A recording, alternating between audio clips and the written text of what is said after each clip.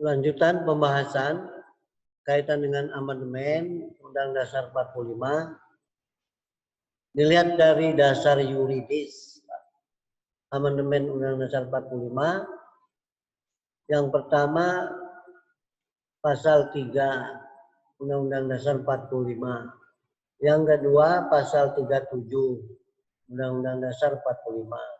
Yang ketiga TAP MPR nomor 9 MPR 1999. TAP MPR nomor 9 MPR tahun 2000. 5 TAP MPR nomor 11 MPR 2001 ya. Ya, kesepakatan dasar tidak mengubah pembukaan Undang-Undang Dasar, tidak boleh diubah. Ya, kemudian tetap mempertahankan NKRI, Negara Kesatuan Republik Indonesia, bentuk negara tidak bisa diubah. 3, mempertegas sistem presidensil yang tadinya semu antara presidensil dengan parlementer. Setelah diamandemen, ini sekarang sudah presidensil murni. Yang keempat, penjelasan normatif dimasukkan dalam pasal-pasal secara normatif. Ya, perubahan dengan cara adendum. Selanjutnya perlu juga diketahui ketetapan Undang-Undang Dasar dilihat dari ilmu hukum tata negara. Ya, ketetapan Undang-Undang Dasar 45 ini awal pertamanya bagaimana ya. Undang-Undang Dasar 45 hasil penetapan Undang-Undang Dasar sejak dekrit Presiden 5 Juli tahun 59 sebagai karya agung bangsa Indonesia. Dekrit Presiden mempunyai akibat hukum yang fundamental. Isi dekrit Presiden apa? 1. Membubarkan konstituante. Badan pembuat Undang-Undang Dasar hasil pemilihan umum berdasarkan Undang-Undang Nomor 7 Tahun 1953 di bawah naungan UUDS 1950. Pemilihan umum yang pertama. Menetapkannya kembali Undang-Undang Dasar 45 dan tidak berlaku lagi Undang-Undang Dasar 1950.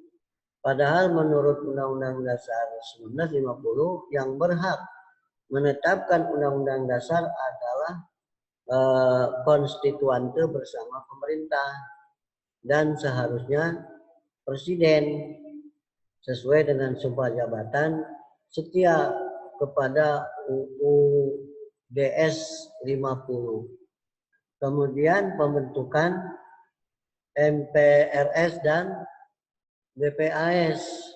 Ya. Perlu diketahui mengapa Presiden Soekarno ini mengeluarkan dekret Presiden 5 Juli tahun 59. Karena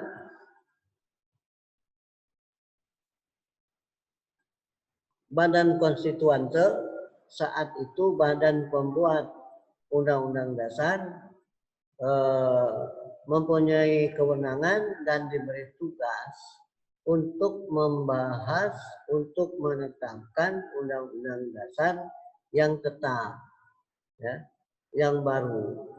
Ini di Undang-Undang Dasar tahun 1950. Ternyata Badan Konstituante beberapa bulan tidak mampu menyelesaikan membentuk Undang-Undang Dasar yang tetap. Ya, kalau itu kan Undang-Undang Dasar sementara, yang namanya sementara kan harus diganti dengan tetap. Sama dengan kalau pejabat PLT, ya, pejabat pelaksana PJS. Nah itu kan harus ada aturan yang menetapkan bahwa pejabat tersebut di SK-kan dengan tetap. Ya, Undang-Undang Dasar sementara 1950 ada ketentuan Badan Konstitusi membentuk Undang-Undang Dasar baru dan tetap, ternyata tidak berhasil, ya, yang akhirnya negara dalam keadaan darurat, ya, state notre namanya. Kalau negara dalam keadaan darurat, pertimbangan Presiden Soekarno maka mengeluarkan dekret 5 Juli tahun 59 kembali ke Undang-Undang Dasar 45 yang pertama kali itu. Kita perlu tahu Undang-Undang Dasar 45 yang berlaku di Indonesia itu ada yang mengatakan sudah 4 kali, ya.